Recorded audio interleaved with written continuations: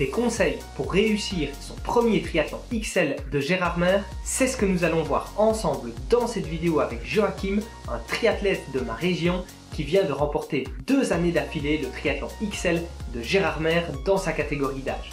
Juste avant, je te souhaite la bienvenue dans cette nouvelle vidéo de blogletriathlon.com, le blog des triathlètes qui veulent débuter, progresser et performer en triathlon. Et si tu veux recevoir un plan d'entraînement gratuit, adapté à la distance du triathlon que tu prépares et personnalisé en fonction de ton propre emploi du temps, je te laisse cliquer sur le petit i juste ici ou sur le lien qui est dans la description. En tout cas, je te laisse découvrir maintenant les conseils que Joachim a à nous partager. Comme tu l'as fait déjà plusieurs fois, quels conseils est-ce que tu donnerais aux personnes qui vont se lancer pour la première fois sur le triathlon XL de Gérard Mer et qui seraient à la recherche finalement de conseils pour faire une bonne course la première fois qu'ils vont la faire? Débuter par la natation, à bon rythme, Okay. pas trop se brûler non plus là-dessus, parce que ça part vite, il y a des groupes qui se forment, etc. Il faut trouver son rythme.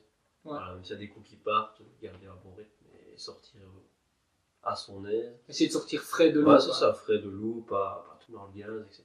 Ouais. Ensuite, passer sur le vélo, ça c'est le plus important. Ouais. C'est 3 tours. Le premier tour, on a toujours de très bonnes jambes. Okay. Et il ne faut pas écouter ces bonnes jambes et se dire ok c'est parti et je me donne à fond, non. Voilà, essayer de faire tout plus calme au premier tour. Deuxième tour, peut-être là, on peut se tester, on peut aller un peu plus vite, etc. Et à la fin du troisième tour, surtout relâcher pour que les jambes ne soient pas très lourdes à la fin. Parce que c'est vrai qu'il y a, je pense, un dernier col quand même, pas si loin de la fin du troisième tour. Et alors après c'est une descente. Et puis la descente, il faut récupérer. C'est ça, ouais.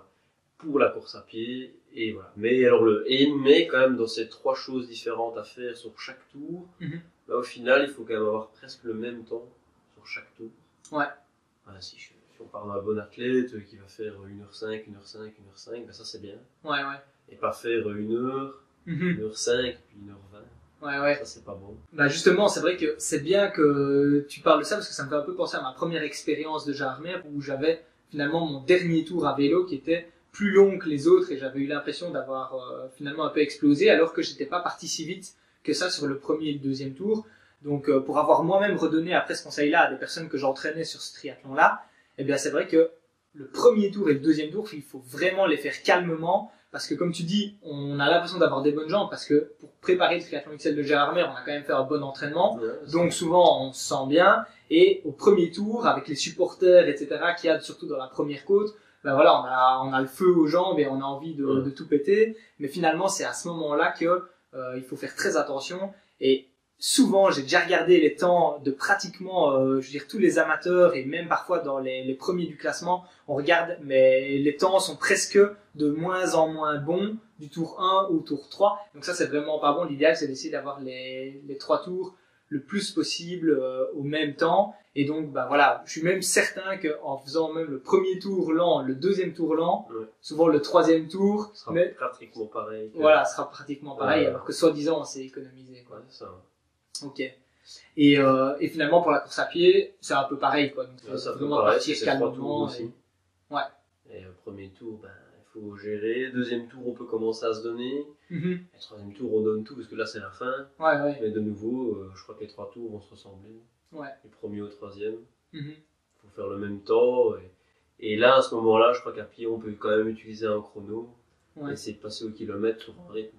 Si quelqu'un a décidé de faire 5 minutes du kilomètre ou 6 minutes du kilomètre, essayer de tenir ça. Ça, je crois que pour quelqu'un qui est entraîné, l'entraînement, essayer de voir qu'est-ce qu'il vaut sur 10 km, 20 km et essayer de faire comme ça. Finalement, de se connaître un petit peu. Et je crois que partir sur le semi à tête brûlée, ça marche pas.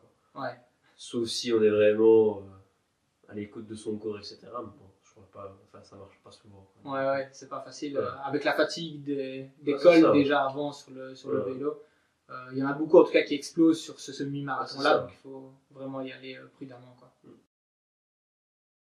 En natation, la chose la plus importante est de respecter ton niveau et ton rythme. D'ailleurs, si tu n'es pas un bon nageur, l'idéal est sûrement de laisser partir d'abord la masse pour ensuite pouvoir nager à ton aise, éviter les coups et éviter de t'épuiser inutilement dans l'eau. Sur le vélo, gestion de l'effort sont tes maîtres mots.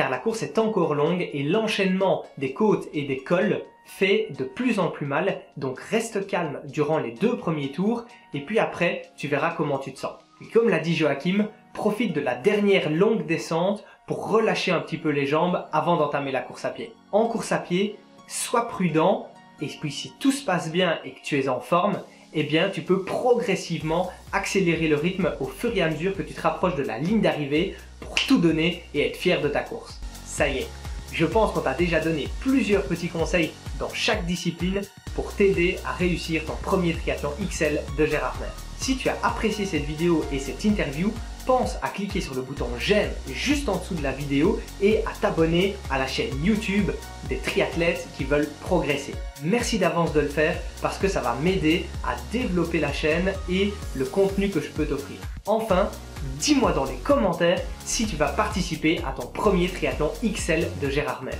Sur ce, je te dis à très bientôt, puis rappelle-toi, on progresse ensemble et célébrons la magie du triathlon. Ciao ciao!